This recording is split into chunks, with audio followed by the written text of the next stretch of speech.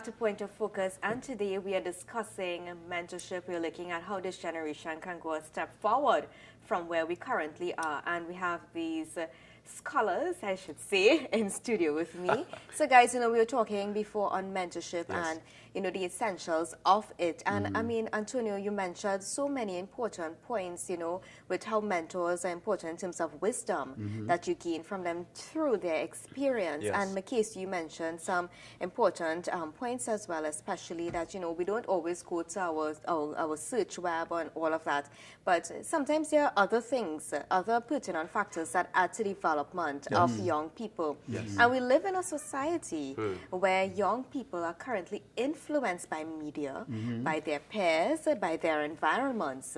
And these are all things that contribute to a person, their character. And I think we can all agree on that. But let's look at development, the development stages of a young individual. I think that's really important because we look at people from different classes of society. We have the poor, we have the medium class, we have the high class. What makes each one of them different? I was coming out in the car with Antonio, and I actually studied this morning. At the end of the day, you have the poor, you have the medium, you have the high class. But at the end of the day, I break it down to two. You have the people that succeed, and you have the people that perish. And a success is somebody who set a goal, has the right mentors, does all these things. But what is, I think, the fundamental difference? I was reading the Bible this morning, and I looked at perish, the word perish, and I looked at two contexts. In Proverbs, it talks about if there's no vision, the people perish. And then in I can't remember the book right now, but it also talks about my people perish for a lack of knowledge. So we're looking at knowledge and we're looking at vision. And I think for development to happen, those two things must be aligned. Wow, that's good. You see, for development to happen, you need mentors to cast that vision. You need leaders to cast the vision, but also so that the people don't perish. Because if the people don't have a vision, the people don't have a way forward, this is where we're going. All right, we want to make Point and Focus the national program of the Caribbean. If we don't have that vision, then the people that work for this program won't be able to start getting the knowledge so that it won't perish. So you see, the vision comes first. Once the vision comes first, then we can go into equipping people with knowledge. And it's not just knowledge, but skill, but grit, but an appetite for more. That's good. And Antonio, what about you? How do you define a vision? How do I define a vision? Wow. How do I define a vision? That was an exact. Antonio's the expert in answering this question. I think so. Wow. Yeah. I would say vision is a clear picture of tomorrow. If I were to put it in simple terms. A vision is a clear picture of tomorrow. A clear picture. We're not talking about, a whim, a fancy, today I think my tomorrow will look like this.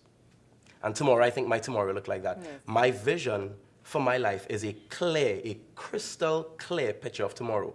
And what we've learned is that when you have a clear vision for your life, it allows you to be able to differentiate the difference between a distraction and an opportunity. So a clear vision for my life allows me to differentiate the difference between a distraction and an opportunity. God has been good to me, and I'm very grateful. This one time, just when I was starting A Baptiste coaching, which I know came out of a God-honoring vision. A Baptiste coaching, I also have a master's degree in engineering.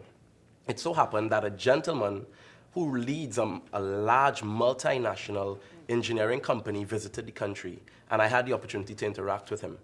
And he actually offered me a job, an enticing job. Wow. But because of that vision, because that vision was clear, I recognized that, that is not the opportunities that I'm pursuing right now. That is actually a distraction from God's purpose for my life. So I would also say vision should also be connected to purpose. Your vision needs to be connected to purpose. If you wouldn't mind talking about development, one of the key things in this age, in this information age, in this fast-paced age that we live in, one of the most critical things to development is slowing down.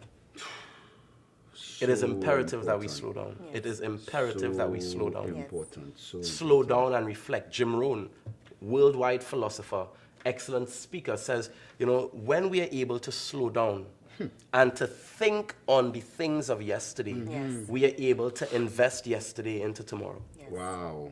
If we take the time to slow down, we're able to invest yesterday into tomorrow. And your yesterday should do one of two things. It should either applaud you and say, hey, well done. You keep doing what you're doing. Or it should prod you. It should say, nobody. Need to make some changes. Yes. Yeah. Need to make some changes. And everything is so fast-paced. Yes. I mean, we get, for me, microwaves is a big deal. That's fast. You know, you heat your food quickly. My mom still has a steam heater at home where we put on the water and you put the stuff in the steam heater and you warm that food. And I have a friend as well who also, she does not have a microwave because she doesn't want a microwave. Yes. Everything, I mean, that was fast. You know, getting your food hot in 2 seconds is fast. But we've transitioned so much now that there's this whole speed dating phenomenon. Yes. Wow. Where you go and you date people for 2 minutes at a time. Yes, sometimes 1 minute. Sometimes 1 minute at a time. I mean, everything is fast-paced. Yeah. The internet has contributed Look at to that. fast food as well. Fast food. Yes, so many things. Fast marriages, Yeah. which lead to fast divorces. Yes. Everything is fast-paced. Why? Because everything is geared to stopping us from slowing down. Yes. Wow. Because this is amazing. This is amazing. So going back to the idea that my people perish for a lack of knowledge. Knowledge, in that knowledge, there's also thinking. Yes. I can't stress enough that I think that people don't think. Yes. You know, and one of my teachers always said, think about what you're thinking about. Yes. Do you think about what you're thinking about? What you're inviting in? What media you taking in? That is, I mean, sometimes I just watch myself take in certain things. Yes. And see my reaction. Correct. And that is a level of consciousness Most people that never most get. people Yes. never get to. That is the A truth. level of consciousness that says, I am listening to this song from this artist, and this is my feeling, this is my reaction, this is my vibration when I'm done. You understand? And so, I recently read a book that said, don't make me think. And then I also read a book that said, pay to think. So when I contrast these two books, I read a lot. That is part of development. That is very, that very is important. fundamental. Yes. Yes. Reading is Super. fun to mental. Yes. Fun to mental. That's reading. And I say everybody needs to read. Yes. And every book that I talk about, I recommend you go get it. I don't have my book yet. It's coming out. But Don't Make Me Think is actually exactly what Antonio was talking about. Yes. They made it so fast-paced that you don't have to think about where to click. Yes. Anything. You don't have to think about where to drive. I mean, I'll give you a very embarrassing story. Okay. I was driving. Be careful. Yes. I'll be careful. I was driving as a national scholar in the United States, right? And my phone dies. My phone was my main GPS. Yes. My phone dies and I'm driving. I pull up to a pharmacy. I buy a charger. I plug it in. Wow. And as I'm plugging it in, I look up and my car has a GPS in it. Wow. My car has a GPS in it, but I have been so conditioned not to think about any other thing other than my phone being a GPS that I was never able to escape. You're not even able to see. Yes. I was unable to, I was observe, blind. yeah. I was so blind. Yes. And that, I mean, I remember when I plugged it in and I saw the GPS in my car. I said, I just spent $15 US to buy a charger. I stopped. I didn't have, I was late to the appointment because I was not thinking. Yes. What is the effect of so many young people not thinking anymore? And it starts with slowing down. Yes. It starts with reflecting because from the time you're able to think about what you're thinking about, if you could get to that level of consciousness alone, you begin to navigate the world differently. Yeah. You begin to say yes and no. Yes. Not just pause and take. Yes.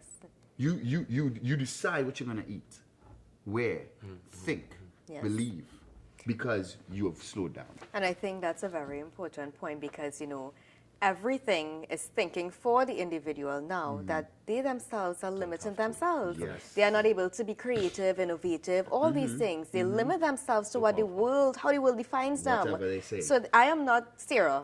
Yeah. You know, if Google says, well, you know, because I feel this way, this means X, Y, Z, well, Yes, that is what it exactly means. Horoscope. Yes. Yes. All these things, So they much of think stuff for us. telling Yes. us who we are. Yes. Telling us what we're supposed to be doing Yes, today. it does. You know? And it limits, it really puts a limit on you. And I always believe that an individual is here for greatness. Yes. And yes. you know the famous saying, "Sky is the limit." You know, and it is true. It is true. Aim high. You know, don't be defined by what anyone says. Yes. Yes. And I think our young people, it's imperative that they begin, as you said, reading is very important. I fully endorse that. Fundamental. Yes. You know, Luke Kwamina, Yes. a friend of mine, did a post on that this morning. Wow. He says, reading, one of the things that they did to the slaves was that they banned the ability for you to learn to read. Yes. So one of the fundamental forms of slavery was illiteracy. Wow. And Is- Earl Nightingale is is illiteracy. illiteracy. Well, now we're in a different place. Earl Nightingale says, it is wrong, it is worse of you to be able to read and not read. Too many people, we meet too many young people in school. I said it for so long, you know, I don't like to read.